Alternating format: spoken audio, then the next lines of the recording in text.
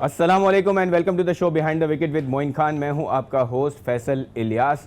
आज के शो में हम नज़र डालेंगे पाकिस्तान की शाहीनों की अगली उड़ान जो उड़नी है, जो अगला बड़ा टारगेट है पाकिस्तान का।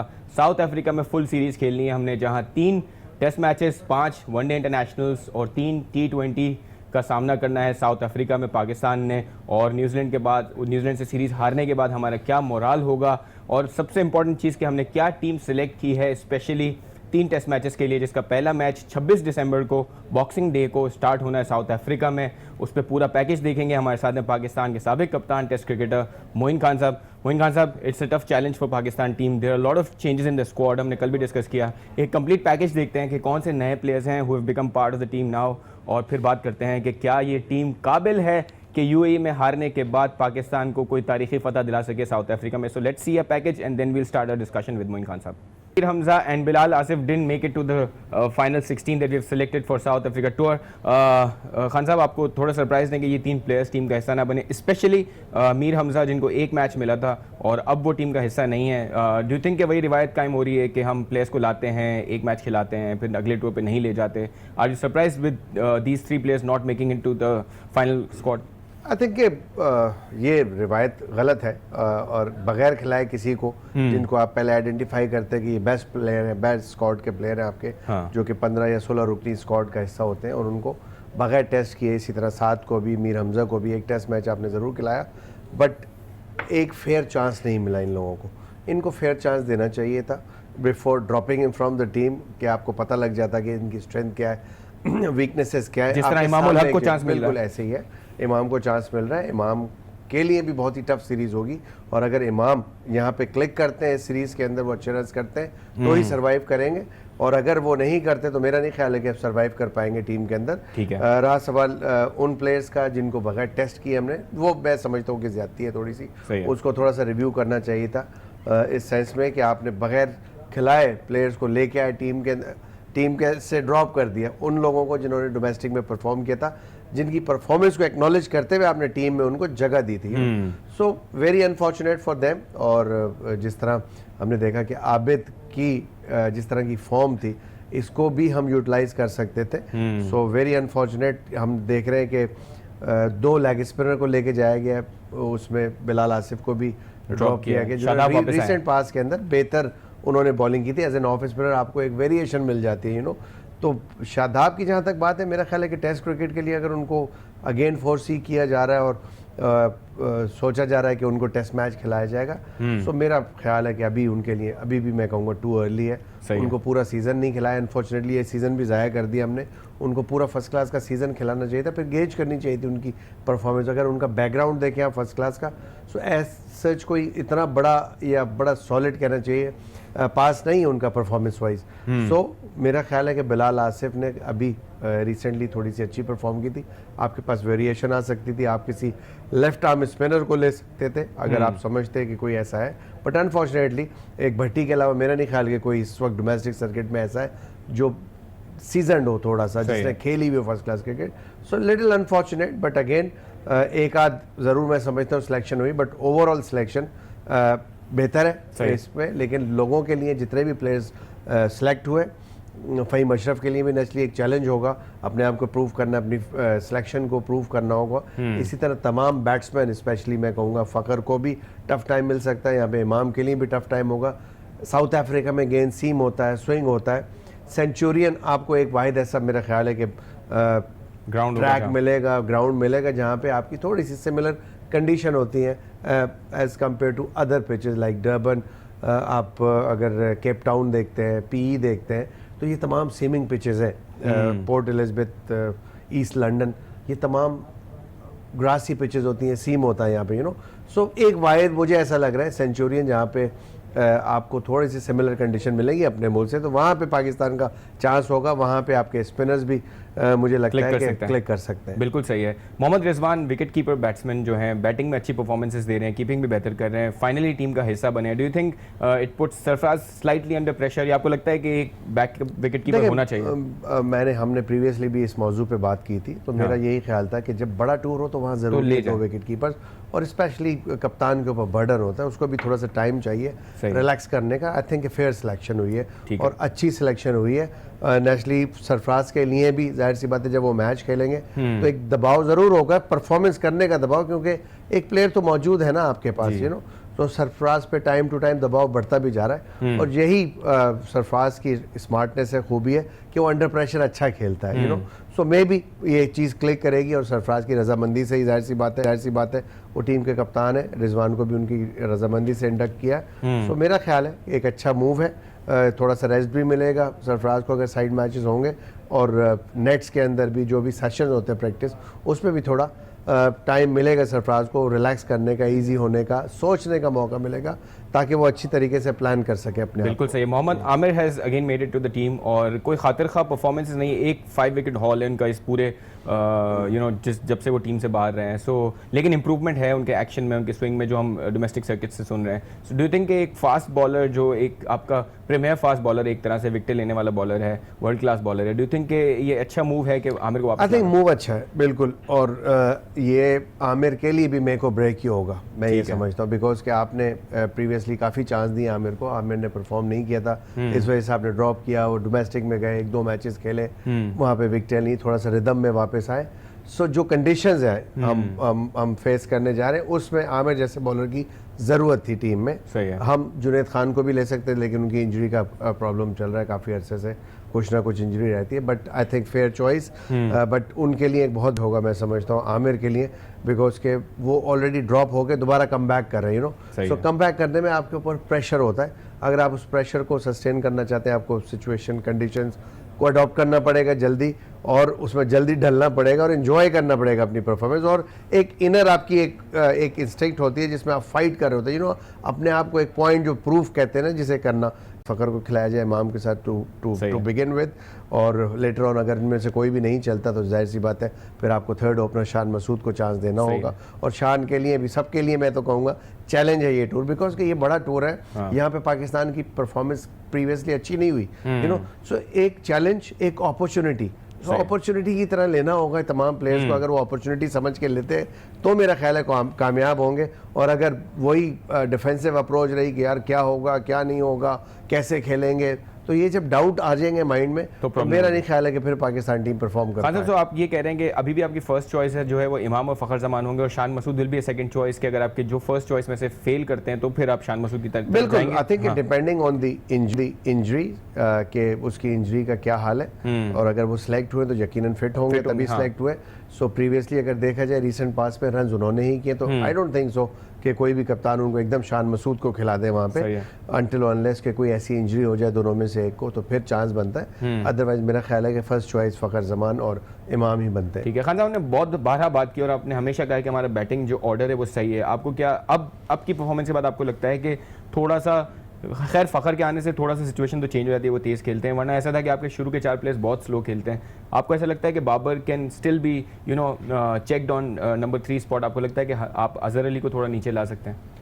देखिए अजहर अली को लाने की ऐसी ज़रूरत नहीं है। देखिए अभी आप देखें इस सीरीज़ में अगर आप जा रहे हो और फ़खर के साथ आप जा रहे हैं विद इमाम, तो आपको एक चांस तो पता है ना कि स्ट्राइक रेट चलता रहेगा, बिकॉज के फ़खर ऐसा प्लेयर है कि वो जब क्रीज पे खड़ा होता है तो स्कोर बोर्ड चलता रहता है। ऐसा नहीं है कि वो बहुत ज़्यादा रोकना शुरू कर देता है और वो क्रिकेट टर्म में बोलते हैं ठक्का लगा देना, वो ऐसा नहीं है, वो अपने शॉट ज़रूर खेलता है। सो उससे बोर्ड चलता रहता है।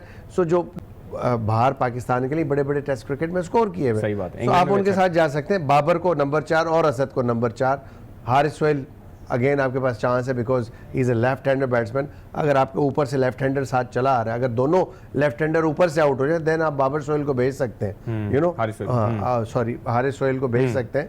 और अगर आपके लेफ्ट हैंडर्स कोई भी खेल रहा है, सो आप बाबर आजम या असद के साथ नंबर 4-5 पे जा सकते हैं। ठीक है। सो ये थोड़ा सा देखना होगा और मेंटली प्रिपेयर रखना पड़ेगा, प्लेयर्स को बताना पड़ेगा कि ये अगर सिचुएशन बनती है रोटेशन के लिए कि हम किसी का नंबर करेंगे, वो ओनली इस सिचुएशन में करेंगे खेलेंगे अगर लेफ्ट हैंडर क्रीज पे मौजूद है only.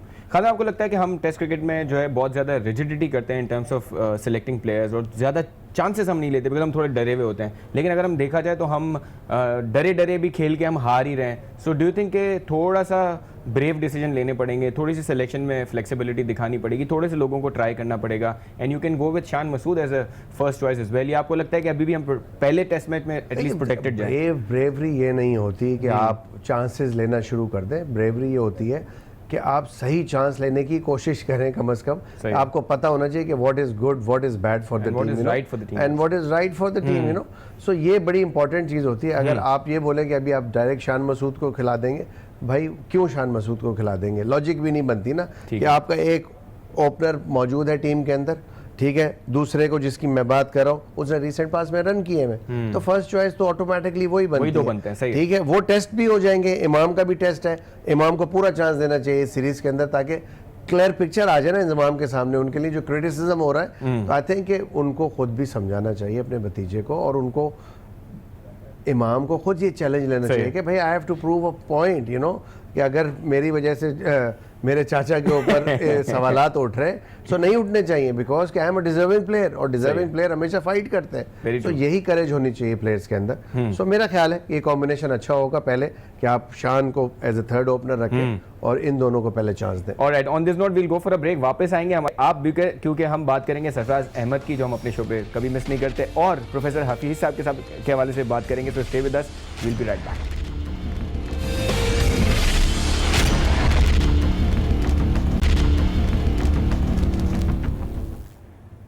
खुशामदीद after the break on behind the wicket with Moin Khan. Break पे जाने से पहले जैसे हमने अनाउंस किया, हम सरफराज अहमद के हवाले से बात करेंगे। एक शॉट देखते हैं सरफराज अहमद का क्या कहना था एक तकरीब में, जहां उन्होंने कहा कि अगर मेरी कप्तानी की वजह से टीम हारेगी तो मैं खुद ही कप्तानी छोड़ दूंगा, और अगर मेरी परफॉर्मेंस अच्छी ना हुई तो मुझे खुद ही हटा दिया जाएगा। इनके क्या मीनिंग्स होते हैं एक क्रिकेटर से पूछेंगे, मोइन खान साहब से पूछेंगे, लेकिन पहले देखते हैं कि सरफराज ने किस लहजे में ये बात कही।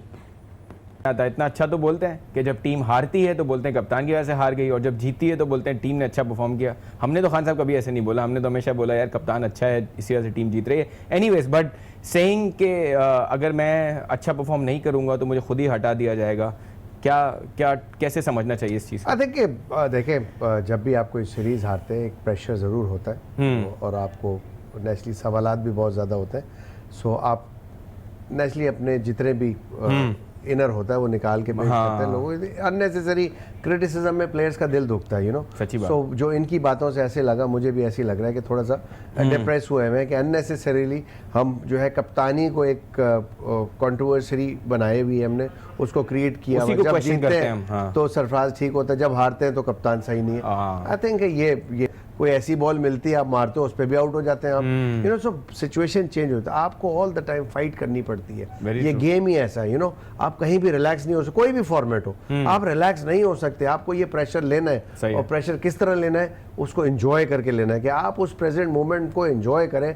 बस कि आप ही आप हैं, यू नो। आपके गिर्द ये सारे जितने भी 11 फील्डर हैं वो रोटेट कर रहे हैं, घूम रहे हैं, उनको आप घुमाएं ना। बिल्कुल सही, बिल्कुल सही। सो ये डोमिनेशन होती है। खासा आपको लगता है कि सरफराज ने काफ़ी क्रिटिसाइज किया बैट्समैनों को, उन्होंने हमेशा कहते रहे कि टॉप के बैट्समैनों को आपको खेलना चाहिए, और मिडिल ऑर्डर में बड़े सीनियर प्लेयर्स हैं उनको जिम्मेदारी लेनी चाहिए। उन्होंने बहुत सारे मैचेस खेले हुए जहाँ वो शायद असद शफीक और अजहर अली की बात करते हैं कि they have to take responsibility and they have to finish the games of Pakistan, या पाकिस्तान के लिए गेम बचाने हैं। लेकिन हम देख रहे हैं कि सब कुछ कहने के बाद भी डिलीवर नहीं हो रहा। Do you think his statements also put pressure on these batsman? या अब वो क्या कहेगा, वो किसी का बाय नेम तो नहीं कह रहा, जनरली वो बात कर रहा है, बात तो सही कर रहा है ना। अब ये तो अब उन प्लेयर्स के ऊपर डिपेंड करता है ना कि यार थोड़ा बोल्ड हो ना, क्रिकेट के अंदर बोल्ड हो ना। आप दबे हुए बिल्कुल ऐसे दुबके हुए नजर आते हैं, दबा दबा के बॉलों को खेल रहे होते हैं। कहीं कहीं प्रेशर डालना पड़ता है आपको, यू नो, एटीट्यूड वाइज भी, और कहीं थोड़ा सा वोकल भी होना पड़ता है, स्टेटमेंट देने पड़ते हैं, उससे कॉन्फिडेंस गेन करते हैं आप, you know.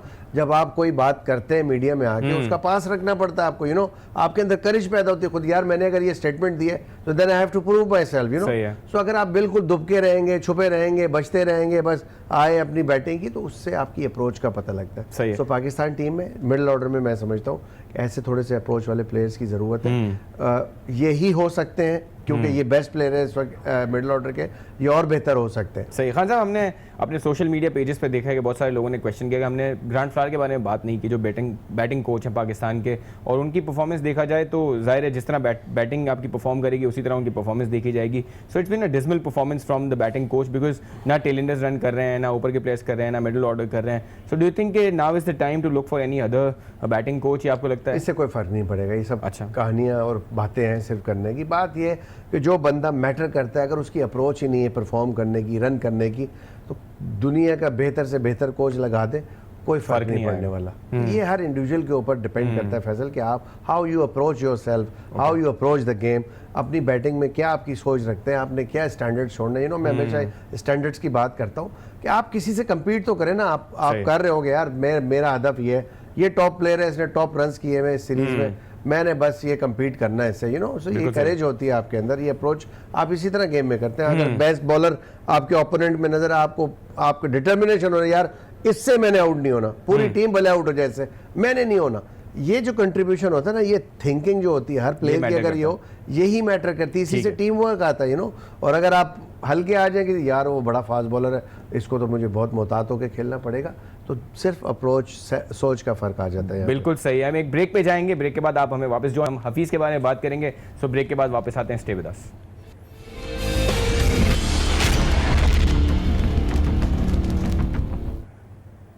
खुशामदीद after the break on behind the wicket. हमारे साथ हैं मोइन खान साहब। ब्रेक पे जाने से पहले जैसे हम बात कर रहे थे कि पाकिस्तान की टीम में क्या प्रॉब्लम्स है जिनकी वजह से हम न्यूजीलैंड सीरीज़ नहीं जीत सके, और अब हमारा जो अगला मिशन है वो है साउथ अफ्रीका टूर। लेकिन अब हम नज़र थोड़ी सी डालते हैं जो पाकिस्तान के पीसीबी के चेयरमैन हैं एहसान मानी साहब, उनका क्या कहना है इस सीरीज़ की हार के हवाले से और आने वाली चीज़ों पे उनका क्या फोकस है, उसके हवाले से एक शॉट देखते हैं उनका कि उनका क्या कहना है। उसके बाद फिर बात करते हैं मोइन खान साहब से।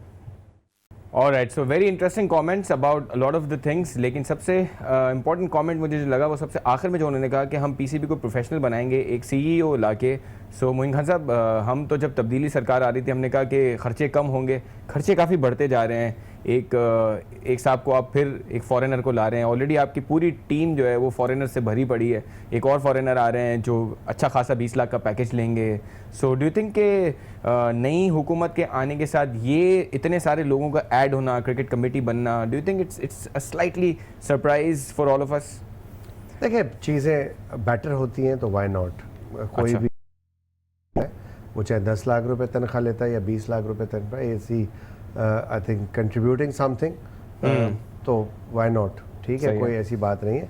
But having CEO at the same time chairman, BOG and your committees, your director सब है, उसके साथ एक इंडक्शन समझ नहीं आया। जो डेली रूटीन की बात की है मानी साहब ने कि वो डे टू डे रूटीन देखेगा कि क्या ऑपरेशन चल रहे हैं, वो तो सीईओ भी देख रहे थे। ये एडिशनल एक आई थिंक सिर्फ मैं समझता हूँ पर्सनली कि चूँकि गवर्नमेंट नई आई है, नया सेटअप आया थोड़ा सा बोर्ड में, तो नई चीज़ दिखाने के लिए है।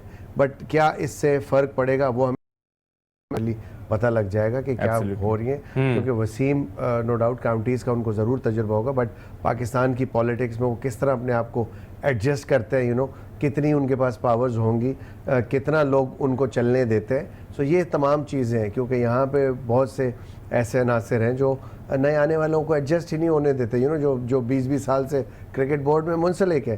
सो चेंज लानी है तो वहाँ से चेंज लानी चाहिए क्रिकेट बोर्ड को, कि नए लोग पुराने लोगों को फारिग करें ना, जो होना चाहिए बेसिकली ये, not with the chairman. So chairman के पास और बड़े काम है करने के लिए, जैसे उन्होंने कहा पीएसएल, वाकई पीएसएल एक बहुत बड़ा टास्क है, बिकॉज जो प्रीवियसली 3 सालों में पीएसएल के एक ब्रांड बना है पूरी दुनिया में, तो आई थिंक कि इनको इस वक्त नए बोर्ड के लिए एक बहुत बड़ा चैलेंज है, इसको एक तो कामयाब करना और इसको एक स्टेप फॉरवर्ड लेके जाना, तो ये बहुत इंपॉर्टेंट होगा। आई थिंक अभी तक सो फार जो प्रोग्रेस है पीएसएल के ऊपर, जिसमें नए प्लेयर्स इंडक्ट हुए, भी डिविलियर्स जैसे प्लेयर आए, और सही हो रही है, ब्रावो जैसे प्लेयरों ने जो है ये कहना शुरू कर दिया कि हम पाकिस्तान आएंगे। सो एक अचीवमेंट तो है अभी तक। अब आई होप कि जो 5 मैच कराची में होंगे इंक्लूडिंग फाइनल, एंड देन जो लाहौर के मैचेस हैं 8 मैचेस हम पाकिस्तान में खेलने जा रहे हैं, ये कामयाब हो जाएंगे। जाहिर सी बात है इस पे फोकस होना भी चाहिए और इन्फोसाइज भी कि ऐसी चीज़ पे मानी साहब के, जो कि राइट फोकस है मैं समझता, बिकॉज कि ये जो 8 मैचेस हैं ये डिपेंड कर रहे हैं आपकी आने वाली जो वक्त है उसमें जो इंटरनेशनल क्रिकेट का रिवाइवल है, जिसमें बड़ी टीम्स ने आना है यहाँ पे। सो ये जो इवेंट्स होंगे ये बहुत इंपॉर्टेंट होंगे। आई थिंक हम सबको इस चीज़ को ओन करना चाहिए एज अ पाकिस्तानी कि ये हमारा टेस्ट है, एज अ पाकिस्तानी हमारा टेस्ट है। So we should contribute whatever we can do in this regard, you know. So as a Pakistani, चाहे वो मीडिया से रिलेटेड लोग हो, स्पोर्ट्स के किसी भी शोबे में हो, बिकॉज कि ये बड़ा इंपॉर्टेंट मरहला है, क्योंकि पिछले साल हमने काफ़ी रिवाइवल के लिए बहुत काम किया था क्रिकेट बोर्ड ने, जिसमें इंटरनेशनल प्लेयर्स भी यहाँ पे थ्रू वर्ल्ड 11 के आए, श्रीलंका की टीम आई, वेस्ट इंडीज आई, जिम्बाब्वे खेल के गई यहाँ पे, यू नो। सो एक उस कंटिन्यूटी को और बेटर करने के लिए, बेहतर बनाने के लिए इंग्लैंड और ऑस्ट्रेलिया जैसी टीमें भी आना चाहिए। और इंशाल्लाह अगर ये कामयाब हो जाएगा, यकीन रखता हूँ मैं इस बात पे कि PSL भी अगले साल फिर पूरी होगी यहाँ पे, और बड़ी टीमें भी इंशाल्लाह हमारे पाकिस्तानी प्रस्तारों को अपने ग्राउंड में खेलती हुई नजर आएगी। बिल्कुल सही। लेकिन खान साहब, आज एशिया इमर्जिंग टीम का मैच होना था और वो मैच पूरा वॉश आउट हो गया बारिश की वजह से। कराची में थोड़ी सी बारिश हुई और उसकी वजह से वॉश आउट हो गया। सो हम कहते हैं कि इंटरनेशनल क्रिकेट को वापस लाना है, और हमारे मुल्क में एक इतनी इंपॉर्टेंट बाहर की टीम आई हुई है और इमर्जिंग क्रिकेट होनी है, और वो नहीं हो पाया। सो डू यू थिंक के थोड़ा सा इन चीज़ों को भी देखना ज़रूरी है कि ग्रास रूट लेवल पे जो चीज़ें देखिए, जिन ग्राउंड्स में हो रहा है, नेशनल स्टेडियम में अगर ऐसा हुआ है तो नेशनल स्टेडियम वाला तो हो गया था, DHA वाला नहीं हो पाया। अगर में हुआ है तो मैं समझता हूँ कि तशवीश की बात है। बट अगर दूसरे ग्राउंड में जहाँ पे आप फोकस कर रहे हैं, भाई आप बैकअप सपोर्ट तो देना उस वेन्यू के ऊपर। अगर कवर्स नहीं है तो आप नेशनल टीम में आते हैं। और PSL की परफॉर्मेंस पे तो प्लेयर्स बहुत जल्दी हाईलाइट होते हैं और टीम का हिस्सा वो बिल्कुल बनते हैं। खान साहब, थोड़ी सी फोकस दोबारा हम टेस्ट साइड की तरफ करते हैं। हमने देखा है कि टीम काफ़ी चेंज हो रही है, और उसमें अगर एक ऑलराउंडर की हम देखें इंक्लूजन, तो हमने देखा Faheem Ashraf will become part of the team again. आपको लगता है कि क्योंकि कंडीशंस डिफरेंट होंगी और हम हिस्टोरिकली अभी हम सरफराज की कप्तानी में 6 बैट्समैनों के साथ जा रहे हैं, 4 बॉलर्स हैं, डू यू थिंक कि वहाँ हम ये स्ट्रेटजी थोड़ी चेंज करेंगे और बॉलर एक एक्स्ट्रा या ऑलराउंडर? डिपेंड करता है कि फ़हीम खुद कितना सॉलिड बैट्समैन है और या कितना प्रिज्यूम करते हैं इसको एज एन ऑलराउंडर हमें ज़रूरत है ऐसे प्लेयर की। क्योंकि इंग्लैंड में उसने अच्छा परफॉर्म किया, आपको एक आध जगह 50 रन भी करके दिए जहाँ आप ज़रूरत थी टीम को। सो वो एक यूटिलिटी क्रिकेटर है, आप ज़रूर चांस ले सकते हैं। लेकिन जिन कंडीशंस में आप खेलने जा रहे हैं, आपको सॉलिड, मैं समझता हूँ कि 6 बैट्समैन चाहिए होंगे। बिकॉज कि अगर कोलैप्स करते हैं तो 5 बैट्समैन नहीं कर रहे आपके रन, तो छठा ऑलराउंडर कैसे करेगा? मुश्किल होती है, यू नो। सो आप प्रॉपर सॉलिड बैट्समैन खिलाएं, स्पेशलिस्ट बैट्समैन खिलाएं, ताकि उनको एक जिम्मेदारी दी जाए और वो उसको निभा सके। बिल्कुल सही है। खान साहब, अभी हमारी टीम को थोड़ा सा रेस्ट मिला है। हमने देखा कि सरफराज ने पहले टेस्ट मैच के बाद टीम से मीटिंग की, उसके अच्छे रिजल्ट्स आए। डू यू थिंक अब टाइम मिला है, बहुत क्रिकेट हो रही है, तो ये टाइम होगा जिसमें टीम जो है अगले टूर के लिए सही बैठ के प्लानिंग भी कर सकती है और अपने माइंड्स को क्लियर भी कर सकती है? और जो हम बात कर रहे हैं कि एक इंजॉइंग वाला एलिमेंट जो है वो मिसिंग लगा पाकिस्तानी प्लेयर्स में, इवन आपको अब हमें ये लगने लगा है कि अपनी कंडीशंस में भी अडाप्ट करना पड़ता है। सो डू यू थिंक ये सारे एलिमेंट्स इन पे वर्कआउट होगा इन छुट्टियों में? देखिए, मोस्टली जो मुझे प्रॉब्लम नजर आई है वो बैटिंग में हमें प्रॉब्लम नजर आ रही है। बैटिंग में बहुत ज्यादा हम फंस रहे हैं। फील्डिंग भी बहुत पैथेटिक है हमारी, हो जाती है। विलियमसन के 3 कैचेस छोड़े हमने। जब आप देखें, जब ऐसा होता है, पार्टनरशिप जब लगती है, यही तो चीज़ होती है। आप पार्टनरशिप लगती क्यों है? उसकी वजह ये होती है कि आप लथार्जिक हुए, आप थक जाते हैं, आप एंटिसिपेशन आपकी होती नहीं फील्डर्स की, बॉलर को रिस्पॉन्ड नहीं करते, कैच छूटेगा तो पार्टनरशिप लगेगी ना। तो यही होता है, पार्टनरशिप ब्रेक करने के लिए you have to be ready all the time on every ball. You have to expect कि भाई मेरे पास बॉल आ रही है, मैंने कैच करना है, मैंने रन आउट करना है, मैंने अच्छी फील्ड करनी है, यू नो। आप रिलैक्स नहीं हो सकते। यही तो टेस्ट है, इसका नाम क्यों टेस्ट है? इसी वजह टेस्ट है कि आपकी हर चीज़ के हर बॉल पे टेस्ट है, यू नो। आप रिलैक्स नहीं हो सकते, और रिलैक्स हुए तो फिर विलियमसन जैसे प्लेयर जो है ना वो छोड़ते नहीं है, वो बड़े स्कोर करते हैं और फिर आपको सीरीज हरा के चले जाते हैं। खान साहब, थोड़ा सा अगर हम साउथ अफ्रीका की साइड देखें, वो 4 पेसर्स उन्होंने सेलेक्ट किए हैं और आउटस्टैंडिंग पेसर्स हैं। फिलेंडर की बात करें आप, स्टेन की बात करें आप, रबाडा की बात करें, outstanding bowlers. Do you think के उसके लिए पाकिस्तान को स्पेशली प्रैक्टिस करनी पड़ेगी? और जैसे हम माजी में बात करते थे कि जावेद मियादाद जैसे और जो अजीम खिलाड़ी हैं, वो जब वेस्ट इंडीज़ जाने के लिए तैयारियां करते थे तो स्पेशल तैयारी होती थी। बिल्कुल करनी पड़ेगी आपको तैयारियां। देखें, आप उन कंडीशंस की हिसाब से आप प्रिपरेशन करनी पड़ेगी। आप थोड़ा, मेरा नहीं ख्याल है कि बिटवीन 6 दिन का तो गैप है, ना कैंप लगा सकते ना कुछ। बट जब भी वहाँ जाएंगे, जाहिर सी बात है थोड़ा सा आपको चांस मिलेगा। तो आपको बहुत ज़्यादा कंसंट्रेट करना पड़ेगा उन पिचेस के ऊपर, बिकॉज कि वहाँ पे गेंद सीम होता रहता है और ये टॉप क्लास बॉलर्स भी है। फिलेंडर और डेल स्टेन, रबाडा भी इनफैक्ट आजकल बहुत अच्छी बॉलिंग कर रहे हैं, टॉप रैंक में सर रबाडा भी। हाँ, मैं वही बोल रहा हूँ। तो आपके लिए मुश्किल है, तो आपको चैलेंज लेना पड़ेगा। और अप्रोच को बहुत पॉजिटिव रखना पड़ेगा। मैं बोल रहा हूँ कि ज़रा से डाउट आपके जहन में आएंगे तो आप फिर नहीं जीत सकते और आप स्कोर नहीं कर सकते। पाकिस्तान टीम की बैटिंग लाइनअप के लिए है तो 250 प्लस हर इनिंग में स्कोर होगा, तब हम उन पिचेस पे हम हमारे बॉलर डिफेंड कर सकते हैं, रोक सकते हैं, रिस्ट्रिक्ट कर सकते हैं उनको, या हम हरा सकते हैं। बिल्कुल सही। खान, आपको लगता है कि पाकिस्तान के थोड़ा एडवांटेज में है कि हम टेस्ट मैचेस ही खेलते रहे हैं? हमने ऑस्ट्रेलिया से खेले, उसके बाद अभी हम 3 टेस्ट मैचेस न्यूजीलैंड जैसी टफ साइड से खेले हैं। Although conditions are very different between here and South Africa, लेकिन आपको लगता है कि पाकिस्तान को थोड़ा सा एडवांटेज होगा कि टेस्ट क्रिकेट से ही ग्रिल्ड होकर ही हम वापस टेस्ट सीरीज़ खेलने जा रहे हैं? देखिए, ये जाहिर सी बात है, ये होता है, बट अब जब गैप आता है, हर क्रिकेट बोर्ड जो है वो आपसे फ्यूचर जो भी प्लान होते हैं वो तय करता है। तो आपके ऊपर डिपेंड करता है कि आप कितना मना सकते हैं। कि अगर आप यहाँ से टेस्ट क्रिकेट ख़त्म करके जा रहे हैं और आपको फ़ौरन टेस्ट क्रिकेट उसूलन तो मिलनी चाहिए, यू नो, और उसके बाद फिर टेस्ट क्रिकेट के बाद जाहिर सी बात है वनडे होते हैं, T20 होते हैं। सो उसके बाद जो सीरीज़ आ रही है आप भी वहीं से शुरू करें। इसमें एज तो मिलता है, जाहिर सी बात है, क्योंकि आप उस कहना चाहिए कि फ्रेम ऑफ माइंड के अंदर होते हैं जब आप टेस्ट क्रिकेट खेल रहे होते हैं। और इसी तरह वनडे पे अगर आप ख़त्म करें और आगे वनडे मिल रही है तो यकीनन इससे फ़र्क तो बहुत पड़ता है साइकोलॉजिकल।